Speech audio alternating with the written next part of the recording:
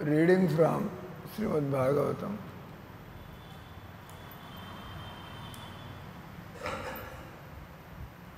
Canto 11, Chapter 16, verse 1 and 2,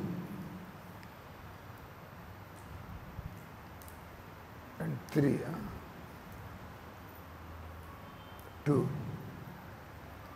ఉద్ధవాచ త్వం బ్రహ్మ పరమం సాక్షాత్ అనాద్యంతమపావృతం సర్వేషామపి భావానాం త్రాణస్థితప్య యోద్భవ ఉచ్చావచేషు భూతేషు దుర్గేయ అకృతాత్మవి ఉపాసతే త్వాం భగవన్ యదా తత్తేన బ్రాహ్మణ.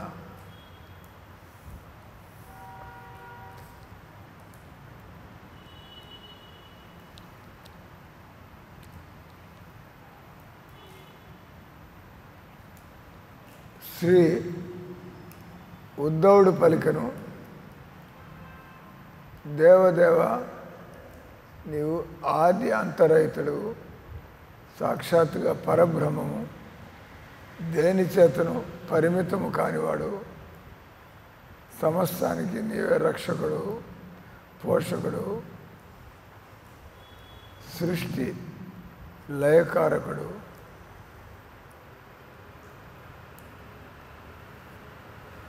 అన్నిటికన్నా ఘనమైన వాడు, సమస్తానికి కారణుడు.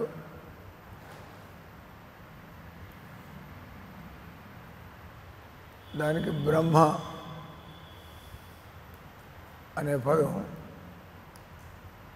వాడెదరు. అన్నిటికంటే ఘనమైన వాడు, సమస్తానికి కారణుని బ్రహ్మము అంటారు. భగవంతునిగా పరతత్వమునందు అత్యున్నత తత్వం అనంతముగు ఆధ్యాత్మిక విభూతులకు ఆశ్రయమైన కారణంగా కృష్ణుడుని ఉద్ధవుడు పరమం పరబ్రహ్మ అని సంబోధించాడు. త్వం బ్రహ్మ పరమం. సాధారణ జీవులకు భిన్నంగా భగవద్విభూతులు ఎన్నడూ కాలముచే పరిమితం కావు. ఈ విధంగా భగవంతుడు అనాద్వంతం, ఆది అంతము లేనివాడు, అపావృతం, సమానోన్నత శక్తులు దేని చేతను అడ్డగింపబడనివాడు. భౌతిక జగత్తు ఐశ్వర్యం కూడా భగవంతుని పైనే ఆధారితమైనది. కేవలం అతడు ఒక్కడే భౌతిక జగత్తుని రక్షించగలడు, పోషించగలడు, సృష్టించగలడు, లయింపజేయగలడు. పరతత్వముగా భగవంతుడి స్థితిని గురించి తన ఎరుకను తెలియజేసుకున్నట్టుకు ఉద్ధవుడు ఆ దేవదేవుని ఆధ్యాత్మిక భౌతిక విభూతులను గురించి ప్రశ్నించనున్నాడు. భౌతిక జగత్తు యొక్క చరమ సృష్టికర్త అయిన విష్ణువు కూడా కృష్ణుని యొక్క విస్తారమే అయి ఉన్నాడు. ఆ విధంగా ఉద్ధవుడు తన అంతరంగ మిత్రుని అద్వితీయ స్థితిని పూర్తిగా ఎరుగగోరుతున్నాడు.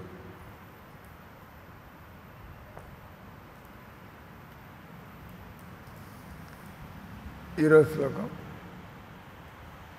దేవ, సమస్తము ఉన్నత నూన సృష్టిలయందు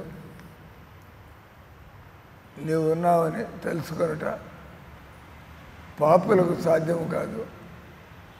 వేదపాఠ మరియు బ్రాహ్మణులు నిన్ను యథార్థ రూపంలో ఆరాధించదు.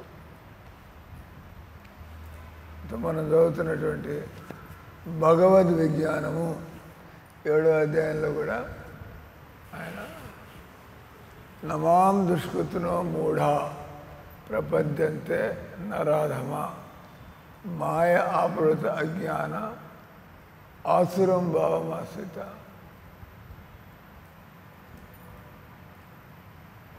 సో వీళ్ళంతా కూడా దాని తర్వాత చతుర్విధ భజంతే మాం జనా సుకృతున అర్జున ఆర్తో జిజ్ఞాస అద్దాతి జ్ఞానీష భరతర్షభ. అంటే భగవంతుని తెలుసుకోవడానికి, ఒక వ్యక్తి యొక్క గొప్పతనాన్ని తెలుసుకోవడానికి మనకు కూడా కొంత స్టఫ్ ఉండాలి. అంటే వాడవాడు పిహెచ్డి చేశాడు, మనకి ఆ సబ్జెక్ట్ ఏదో తెలీదు, మనకు అంత జ్ఞానం లేదు. సో మనం ఆయన గొప్పవాడే కదా ఎలా చెప్పగలుగుతాం? ఎవరిని గొప్పవాళ్ళని గుర్తించాలంటే మనలో కూడా కొంత దమ్ము ఉండాలి కదా. మనం సామాన్య వ్యక్తులైతే రాజా రఘుగణ జడభరతుడు ఒక ఉన్మాదిలాగా, ఒక పిచ్చివాడిలాగా తిరుగుతున్నాడు. ఆయన పిచ్చివాడేం కాదు, జడభరతుడు కావాలని చెప్పి ఆయనకు వినపడుతోంది, వినపడినట్టుగా నటిస్తున్నాడు. ఆయన జవాబు ఇవ్వగలడు, కానీ ఆయనకు బుద్ధి లేనట్టుగా, బుద్ధి లేని వాళ్ళలాగా ఆయన వ్యవహరిస్తున్నాడు. బుద్ధి లేని వాళ్ళు బుద్ధి ఉన్నట్టు కనిపించడానికి ప్రయత్నం చేయడం వీలు కాదు. బుద్ధి లేనివాడు బుద్ధి ఉన్నవాడులాగా మాట్లాడడం వీలు కాదు. కానీ బుద్ధి ఉన్నవాడు బుద్ధి లేని వాళ్ళలాగా మాట్లాడచ్చు కావాలంటే, అంతే కదా, అవునా కదా. బుద్ధి ఉన్నవాడు తన బుద్ధిని కప్పివేసి ఆయన ఓ తలతిక్కలాడిలాగా మాట్లాడచ్చు. కానీ ఓ తలతిక్కలాడిని తెలివిగలాగా మాట్లాడితే ఎక్కడి నుంచి మాట్లాడతాడు? ఆయన చెప్పలేడు. అలాగే జడభరతుడు ఆయన కావాలని చెప్పి ఆయన ఒక ఏమి బుద్ధి లేని వాళ్ళలాగా ఆయన అక్కడే చెత్త కుండీల దగ్గర కూర్చుని ఆయన భోజనం చేయడం, లేదా ఆయన ఎక్కడ కూర్చొని అక్కడ పెంట వేసిన చోటే ఆయన అక్కడే కూర్చొని ఉండడం. కానీ ఆయన పెంట నుంచి కంపు రావటం లేదు. అంటే ఆయన ఏ కోటికి చెందిన వ్యక్తి అయి ఉండాలి. వాళ్ళంటే అవధూతలు. అవధూత అంటే వాళ్ళు చేసేది మనకు అర్థం కాదు. జడభరతుడు అరంగా దాని అంటే నివురు గప్పిన నిప్పులాగా, లోపల నిప్పు కానీ బయటికి మాత్రం చేతగాని వాళ్ళలాగా, ఏం తెలియని వాళ్ళలాగా.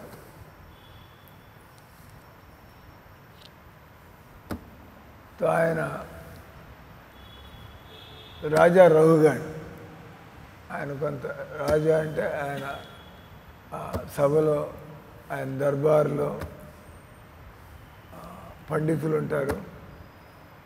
రాజుగారు ఎంతో అనుభవంతో తెలుసుకుంటూ, తెలివి లేనివాడు ఎలా ఒక హెడ్గా ఉండగలడు, జనాలు మేనేజ్ చేయాలంటే కొద్దిగా తెలివితేటలు ఉండాలి, అయితే ఎలా మేనేజ్ చేస్తాం.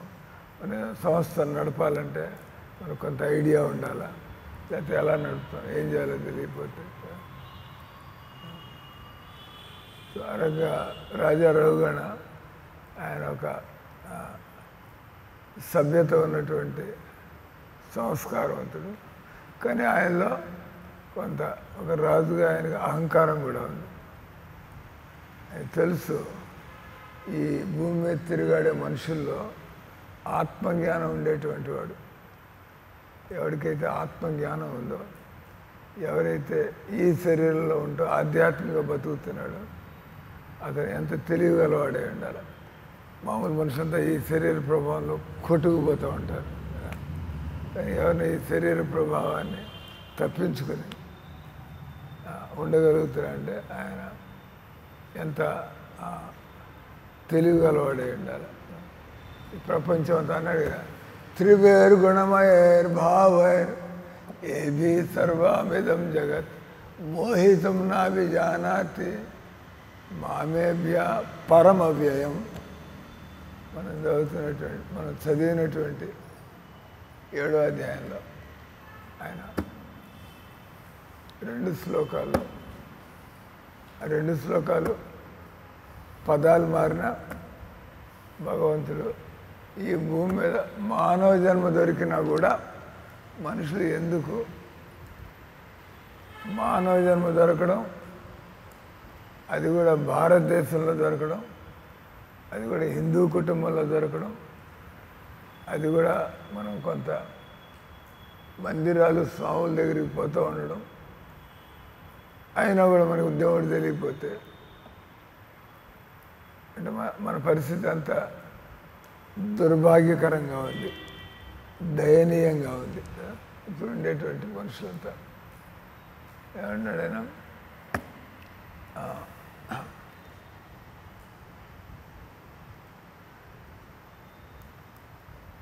త్రిభిర్ గుణమయేర్ భావైర్ ఏబీ సర్వమిదం జగత్.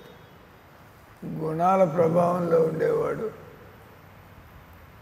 భగవంతుని అంచనా వేయలేడు, భగవంతుని తెలుసుకోలేడు.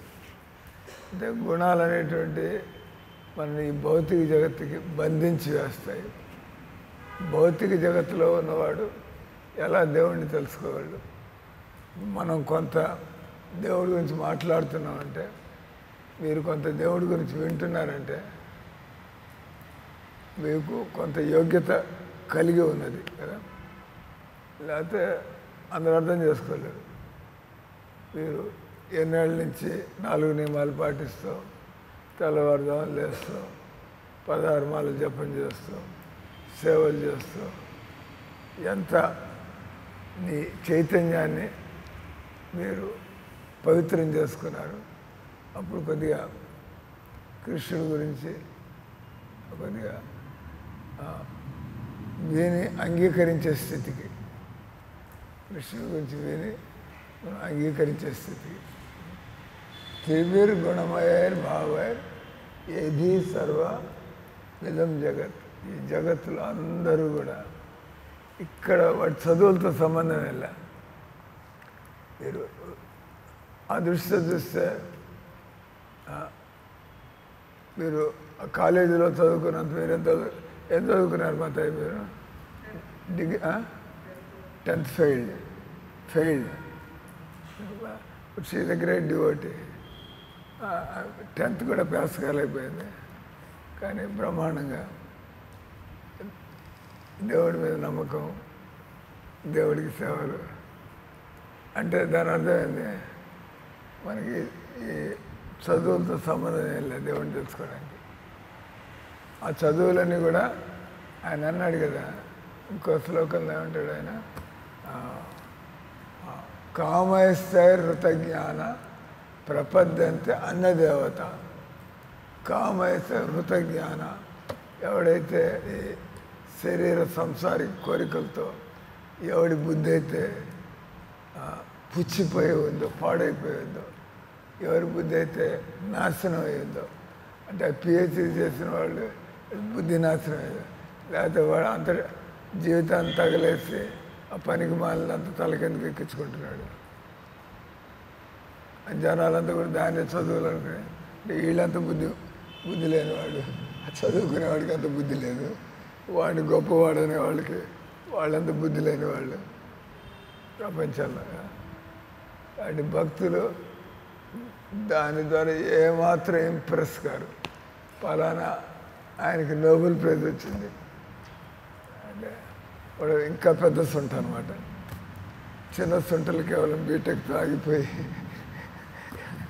కానీ ఇంకా పెద్ద సొంట ఎంటెక్ అయిపోయింది, పిహెచ్డీ అయిపోయింది, ఇంకా పేపర్లు ప్రజెంట్ చేసేసాడు, ఆయనకి నోబెల్ ప్రైజ్ కూడా వచ్చింది. అంటే పూర్తిగా మాయలిపోయి నమాందు ఆయన అన్నాడు, కామయస్థ హృతజ్ఞాన ప్రపంచంతో అనేది మనకి అసలు విషయం ఎప్పుడు కూడా మనం దేవుడు నన్ను ఎందుకు పుట్టించాడు, దేవుడు నన్ను ఏం చేయమంటున్నాడు. మనకి దేవుడు అంటే నమ్మకం లేకపోతే ఇట్లాంటి ప్రశ్నలు ఎందుకు వస్తాయి? మనంతరం అమ్మ మన చదువు తెలివితేటలు ఉపయోగించి చచ్చేదాకా అవాకులు చవాకులు పలుకుతూ జీవితాన్ని గడిపేయడం. అంటే ఇక్కడ ఇన్ని శ్లోకాల్లో భగవంతుడు అడిదిప్పి ఈడిదిప్పి నాహం ప్రకాశ సర్వస్య యోగమాయా సమావృత. ఎవడైతే మాయ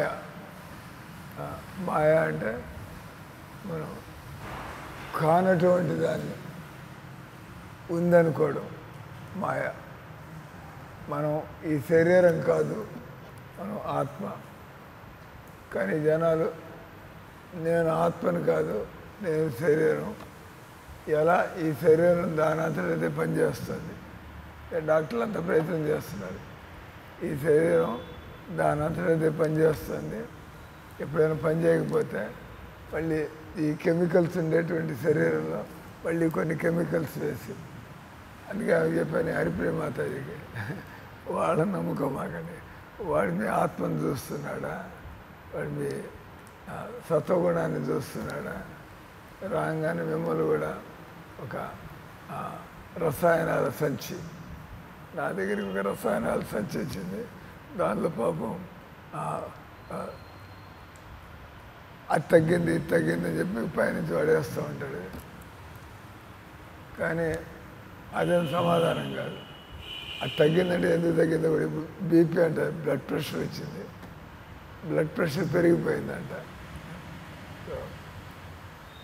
మనకి బ్లడ్ ప్రెషర్ ఎందుకు పెరుగుతుంది? పెరిగింది ఒప్పుకుంటున్నాం, ఎందుకు పెరుగుతుంది? దానికి జవాబు ఎవడు చెబుతాడు? వాళ్ళు ఎవడికి తోచింది వాడు చెబుతూ ఉంటాడు. దాని అంటారు గినీపిగ్. గినీపిగ్ ఎవరైనా లక్ష్మీ నస్తున్నావుగా, Lakshmiji, what is guinea pig? Guinea pig biology students guinea pig అంటే మనకు అర్థం కాని విషయాలుంటే ఒక కోతినో కప్పనో వానపావనో లేదా గినీపిగ్ అనేది ఒక విశేషమైన జంతువు. పేరులో పిగ్ అని అదే పందేం కాదు, అది గినీపిగ్ అంటే చిన్న జంతువు. అది సో మనకి విషయాలు అర్థం కానప్పుడు దాని మీద పరీక్షలు చేస్తూ ఉంటాం. బీపీ ఉంది, ఈ మాత్ర వేసుకుని బీపీ తగ్గుతుందా లేదా? ఆమెను గినీపిక్ చేయడానికి లేదు మనిషి, అంటే ఆమె మీద ఎక్స్పెరిమెంట్ చేయడానికి లేదు. అది చేస్తుందా ఇది చేస్తుందా, దాని వైద్యం అంటారు. వైద్యం అంటే తెలిసి ఉండాలి, ఇది రోగము, దీనికి ఇది వైద్యం. వాడు డాక్టర్ అది వేస్తుందా ఇది వేస్తుందా అంటే ఎక్స్పెరిమెంట్ చేస్తున్నాడు. వాడి మీద కాదు, మీ మీద. వాడి మీద ఏమైనా చేసుకోనండి, వాడేవాడు మన మీద ఎక్స్పెరిమెంట్ చేయడానికి. అంటే మన బతుకు ఇంతేనా విలువైంది? గినీపిగ్. సో ఈ జువాలజీ డిపార్ట్మెంట్ వాళ్ళు, బాటనీ డిపార్ట్మెంట్ వాళ్ళు, మేమంతా కూడా డాక్టర్ అయ్యి మీ మీద నేను మందులు ప్రయోగించడానికి ముందు ఈ మందులు ఆ కప్పలో ఉండేటువంటి అలాంటి రోగానికే పనిచేస్తుందా, లేదా కోతుల్లో వాడికి తెలిసినటువంటి అంత తప్పే. ఈ పరిశోధనలన్నీ కూడా తప్పే.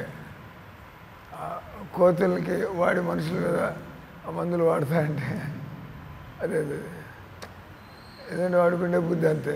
మనకి శాస్త్రాల మీద నమ్మకం లేదు.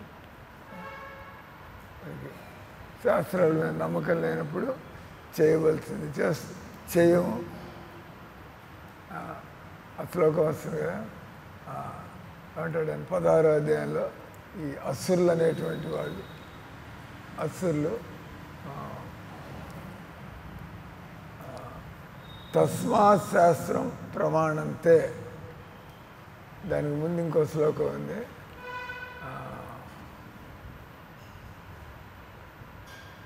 తస్మాత్ శాస్త్రం ప్రమాణంతే కార్యకార్య వ్యవస్థతో జ్ఞాత్వా శాస్త్ర విధానోక్త కర్మ కర్తు విహారసి.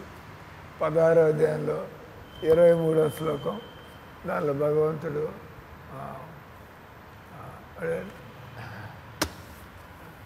అట్లా 17వ అధ్యాయం ప్రారంభంలో కూడా ఆయన మళ్ళీ అదే లైన్తో ప్రారంభిస్తాడు.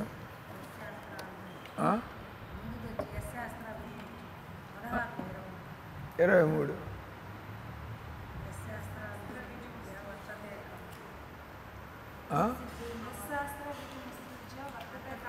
శాస్త్ర విధి. శాస్త్ర విధి ఉత్సృజ్య.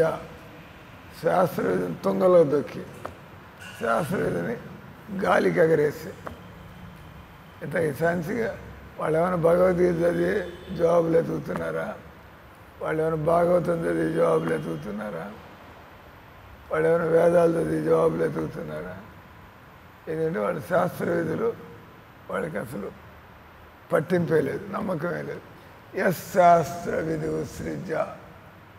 17వ అధ్యాయంలో అదే మళ్ళీ ప్రారంభమవుతుంది. శాస్త్ర విధి ఉత్సృజ్య. అర్జునుడు అడిగితే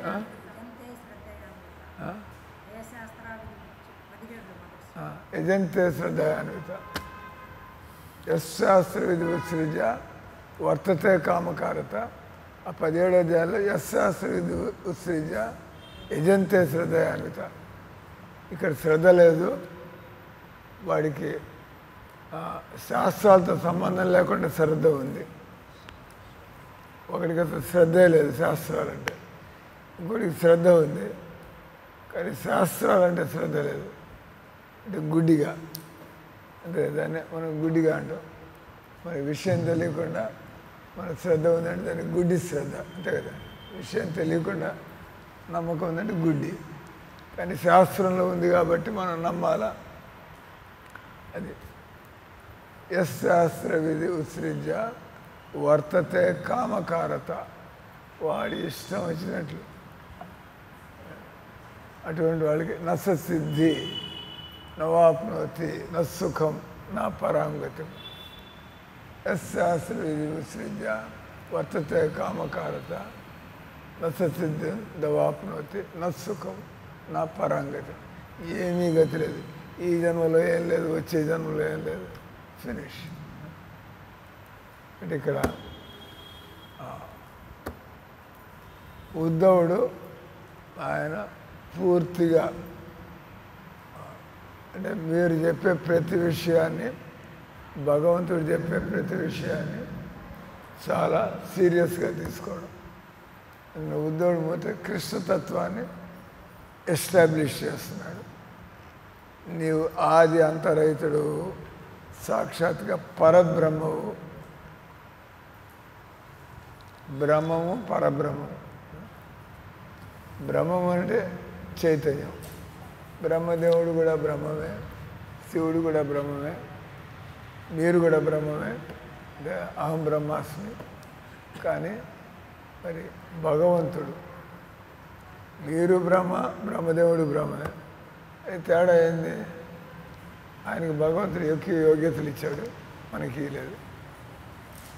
మీరు కింద మీద పడితే భగవంతుడు గుర్తిస్తే మీకు కూడా బ్రహ్మదేవుడి పోస్ట్ వస్తుంది.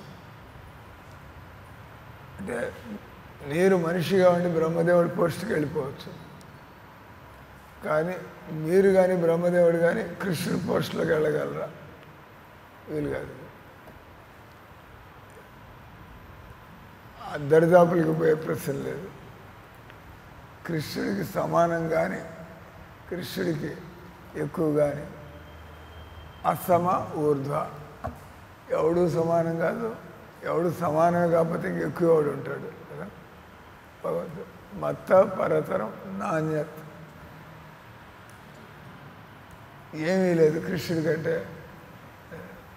కాబట్టి మనం ఏం రోగాలు వచ్చినా మొట్టమొదట మనం వెంటనే మనం ఎంత శ్రద్ధగా కృష్ణుడు మన పాపకర్మల్ని ఆయన పరిహారం చేసినట్లయితే పాపాలు ఉంటేనే మనకి దుఃఖాలు, పాపాలు ఉంటేనే మనకి కష్టాలు, పాపాలు ఉంటేనే మనకి రోగాలు, పాపాలు ఉంటేనే మనకి దరిద్రం. అంతా పాపం నుంచి అన్నీ బయలుదేరుతాయి. పాపాల వల్ల మనకి రోగాలు, పాపాల వల్ల మనకి దుఃఖాలు, పాపాల వల్ల మనకి దరిద్రం. అంటే పాపాలు పోవాలి అంటే జనాలు కృష్ణుడిని సీరియస్గా తీసుకుంటారు. కృష్ణుడి యొక్క చింతన వల్ల,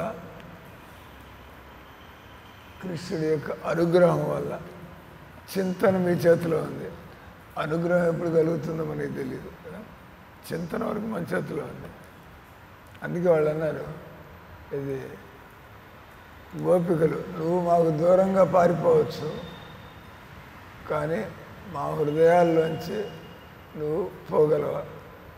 మా అంటే కృష్ణుడు ఎవరైనా స్మరించవచ్చు. గోపికలు కృష్ణుడు అన్నాడు, నువ్వు మమ్మల్ని ఏడిపించడానికి నువ్వు దూరంగా వెళ్ళిపోవచ్చా, కానీ ఇక్కడ మమ్మల్ని పట్టుకుంటే దాన్ని నువ్వేం చేస్తావు. దానికి అంటే మన భగవంతుడు మనల్ని ఏడిపించడానికి దూరం వెళ్ళిపోయినా కూడా మనం ఆయన పట్టుకుని ఉంటే ఆయన ఎక్కడికి పోలేడు. అందుకే అంటే ఇది చౌరాగిరి గండంలో ఏమంటుంది, చినశిఘోరం యమపాత బంధం చినశిభీమం భవపాత బంధం చినస్య సర్వస్య సమస్త బంధం నైవాత్మనో కృతంతు నైవాత్మనో భక్త కృతంతు బంధం. ఆయన బిల్లమంగళ ఠాకూర్ ఆయన అంటున్నాడు, మీరు యమపాశాన్ని కట్ చేసేయగలరు, మీరు భవపాశాన్ని కట్ చేసేయగలరు, మీరు పాపులైనటువంటి చినస్య సర్వస్య సమస్త బంధం, ఎంత పాపిష్టైనా కూడా మీరు వాడిని దెబ్బకు ఉద్ధరించేసేయగలరు.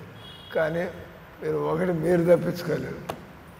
పాపాల నుంచి వాడిని తప్పిస్తున్నారు, యమపాస నుంచి వీడిని తప్పిస్తున్నారు, భవపాస నుంచి వాడిని తప్పిస్తున్నారు. కానీ భక్తుల హృదయాల్లో మీరు బందీ అయ్యి అది మాత్రం మీరు తప్పించుకోలేకపోతారు. భగవంతుడు మీ హృదయంలో మీరు భగవంతుడిని బంధిస్తే ఆయన తప్పించుకోలేడు. కానీ మిగతావన్నీ కూడా ఆయన చేస్తున్నాడు. అంటే భక్తి అనేది ఎంత పవర్ఫుల్, అంతే దాని అర్థం భక్తి అనేది ఎంత పవర్ఫుల్, భక్తి అనేది ఏ విధంగా అందరికీ అందుబాటులో ఉంది. భక్తి చేయలేని ఎవడు అనడానికి లేదు. మిమ్మల్ని 4 నియమాలు పాటించి హరే కృష్ణ అనమంటల్లా, మీరు హరే కృష్ణ అంటూ ఉండండి, మిగతా అని మారిపోతూ ఉంటాయి. ఏమీ చేయక బస్ మీరు మీ జడత్వాన్ని వదిలిపెట్టి, మీ ఉదాసీనతను వదిలిపెట్టి మీరు హరే కృష్ణ అలవాటు చేసుకోండి. మిగతా బలవంతంగా మిగతా మార్పులన్నీ కూడా మన జీవితంలో రాక తప్పదు. అంటే ఇక్కడ కృష్ణుడు ఉద్ధవుడు ఆయన మాట్లాడుతూ ఆయన దేవ సమస్తముగు ఉన్నత నూన శిష్యుల యందు నువ్వు ఉన్నావని ఎరుగలుగుట. అందుకే కృష్ణుడు మనం చదివినటువంటి 7వ అధ్యాయంలో నీళ్లు తాగుతుంటే, నీళ్లు తాగడానికి దేవుడికి సంబంధం ఉంది. కానీ ఇక్కడ సమస్తము ఉన్నత అంటే స్పిరిచువల్, ఆధ్యాత్మిక శక్తిని ఉన్నత శక్తి అంటారు, భౌతిక శక్తిని నూన శక్తి అంటారు. లేదా సుపీరియర్ ఇన్ఫీరియర్. ఉన్నత అంటే సుపీరియర్, నూనత అంటే ఇన్ఫీరియర్. సమస్తము ఉన్నత నూన సృష్టిలో యందు నువ్వు ఉన్నావని ఎరుగలుగుట. అంటే ప్రతిదానికి వెనకాల భగవంతుడు కాబట్టి మనం ఈ సంసారంలో సామాన్యంగా ఉన్నటువంటి అన్నీ చూసి భక్తి అంటే పెద్దదేం కాదు, ఇది చెక్క, ఇది కృష్ణుడి యొక్క ఏం శక్తి, ఇది కృష్ణుడి యొక్క ఉన్నత శక్తి కృష్ణుడి యొక్క న్యూన శక్తి లేదా కృష్ణుడి యొక్క ఆధ్యాత్మిక శక్తి, ఇది భౌతిక శక్తి. చెక్క భౌతిక శక్తి. ఎందుకంటే భూమి, జలము, అగ్ని, వాయువు అని కూడా భగవంతు యొక్క భౌతిక శక్తులు. ఆధ్యాత్మిక శక్తి అంటే తలకాయ ఊపుతున్నారని మీరు బతుకున్న వాళ్ళల్లో ఉండేటువంటి ఆత్మ, వింటున్న వాళ్ళలో ఉండే ఆత్మ. ఆత్మ లేకపోతే వినలేము, ఆత్మ లేకపోతే తలకాయ ఊపలేము, ఆత్మ లేకపోతే మాట్లాడలేము. కాబట్టి మనం ఎక్కడైతే ఆత్మశక్తిని చూస్తూ ఉంటాం, ఈ బల్ల వినగలదా? నేను బల్లకి చెబుతా, క్లాస్ అయిపోయింది, నువ్వు పోయి ఆ బల్ల ఎక్కువ. ఈ బల్లకి నేను చెబుతున్నా, క్లాస్ అయిపోయింది, నువ్వుకెళ్ళి ఆ బల్ల ఎక్కువ. వినపడిందా అండి? వినపడిందా? పోగలదా? ఈ బల్ల పోలేదు. కానీ మీకు చెబుతా, క్లాస్ అయిపోయింది, ఈ బల్ల తీసుకెళ్ళి ఆ బల్ల మీద పెట్టండి తలకాయ.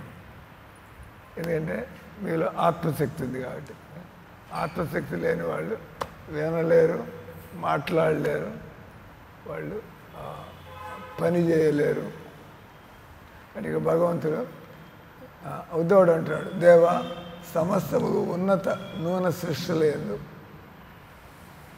సుపీరియర్ అండ్ ఇన్ఫీరియర్ ఎనర్జీ నీవు ఉన్నావని. అంటే పూర్తిగా ఎవడైతే పాపాత్ముడో, అంటే ఎవరైతే పూర్తిగా తమో రజోగుణంలో ఉన్నాడో, అటువంటి వాళ్ళు తలకాయలు కొట్టుకున్నా కూడా వాడికి ఏమీ అర్థం కాదు. అంటే భక్తుల దగ్గరికి రావడం మన భాగ్యం ఉదయించడానికి మొదటి మెట్టు. మొట్టమొదటి మనం చేయాల్సింది భక్తుల దగ్గర రాగానే వాడు ఏమంటాడు, మీ మొహం మీద హరే కృష్ణ అంటాడు. ప్రారంభమైంది మీ భాగ్యోదయం ప్రారంభమైంది. అది చేయడానికి రానంత వరకు ఎవరైతే భక్తుల దగ్గరికి రారో వాళ్ళు అక్కడే కూర్చొని ఏదో వాళ్ళు చదువుకుని వాళ్ళ కల్పనలు, వాళ్ళ ఊహాగానాలు, వాళ్ళ సిద్ధాంతాలు. మా బ్రదర్ ఉన్నాడు, పెద్ద సైంటిస్ట్. ఆయన కలాం గారితో ఫోటోలు, పిఎం గారితో ఫోటోలు, ప్రెసిడెంట్ గారితో ఫోటోలు చూపించుకుని, కానీ మన దగ్గరికి వచ్చి కూర్చుని ఆయన సిద్ధాంతం. ఎందుకంటే సమాజంలో పెద్ద పేరుంది అంటే ఆయన నాకే నేను తెలియగలవాడిని, లేకపోతే సమాజం నన్ను ఎందుకు సైంటిస్ట్ అంటున్నారు. కాబట్టి మా తలకాయని తిప్పి మేము ప్రతిదానికి జవాబులు చెబుతాం. ఈ తలకాయకి దొరికే జవాబులు కాదు. వేదసారాన్ని ఎరిగిన బ్రాహ్మణులు నిన్ను యథార్థ రూపంలో ఆరాధించు. మొత్తానికి మీరు సమవాది అందరూ భగవద్గీత దగ్గర రావాలా, భగవద్గీత దగ్గర రావాలా, భక్తుల దగ్గర రావాలా. అప్పుడు మీకు ఆ కృష్ణుడు అంటే ఏంది అంటే ఏం సందేహం అక్కర్ల. మనకి ఇంతమంది బ్రాహ్మణులు పూజలు అని పూజలు చేస్తున్నారు, గుళ్ళు కడుతున్నారు, మందిరాలకు పోతున్నారు. కానీ కృష్ణుడు ఆయన పరతత్వము, కృష్ణుడు ఆయన దేవాది దేవుడు, కృష్ణుడు ఆయన దివ్య పురుషుడు. కృష్ణుడికి సమానంగా ఎవరిని చెప్పడానికి లేదు. సాధు పురుషుల యొక్క ఆచరణ కూడా మనం నిదర్శనగా తీసుకొనవలసి ఉండదు. అజ్ఞానులు, పాపులు, పాపం అంటే ఏంది? పాపం అంటే ఏంది? భగవంతుడు చెప్పిన దానికి భిన్నంగా ఏది చేసినా కూడా అంతే పాపమే. మీరేదో చక్కగా పేదలకు భోజనాలు పెడుతున్నారు, రోగులకు మందులు ఇస్తున్నారు, మీరు బాగుపడేది లేదు, వాడు బాగుపడేది లేదు, అంతే కదా. ఇవి జరుగుతూ ఉండొచ్చు. కానీ ఆత్మస్పృహ ఎలా కలుగుతుంది? మీరు పేదవాళ్ళందరికీ భోజనాలు పెట్టి రాగానే మీకు ఆత్మజ్ఞానం కలుగుతుందా? మీకు భగవంతుడి గురించి జ్ఞానం కలుగుతుందా? సంబంధం లే. అదేదో పుణ్యకార్యం. అట్లాంటి పుణ్యాలు చేసుకుంటూ భగవంతుడు మళ్ళీ మిమ్మల్ని ఒక సాధువు దగ్గరికి, తేషాన్ పంతగతం పాపం జనానాం పుణ్యకర్మనాం తే ద్వంద్వమోహ నిర్ముక్త భజంతే మాం దృఢవ్రత. ఎవరికైతే లోపల ఎలాంటి పాపము లేవో అటువంటి వాడి కృష్ణుడి మీద పూర్తి నమ్మకం ఉంటుంది. అటువంటి వాడు ఈ పరిస్థితులకి డమాడోలు కాకుండా ఆయన తన భక్తిని కాపాడుకుంటూ ముందుకు పోతూ ఉంటాడు కదా. అజ్ఞానులు పాపులు భగవంతుడి యొక్క సర్వవ్యాపక తత్వమునందు మోహితులై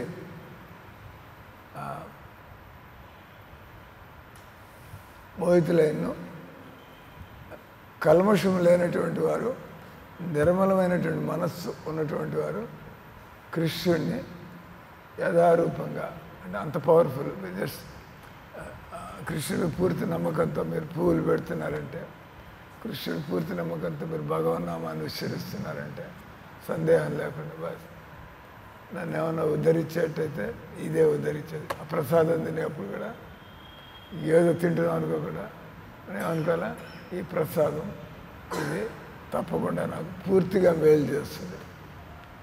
కృష్ణుడితో సంబంధం కలిగిన దాని ఆడ ప్రసాదం అన్నా, భగవంతుడి రూపం అన్నా, భగవన్ నామం అన్నా, భక్తులంటే గౌరవం కదా. భక్తులు కూడా మళ్ళా అంటాడు, కానీ వాళ్ళు కృష్ణ భక్తులు కాబట్టి వాళ్ళు మాయ నుంచి బయటపడగలరు.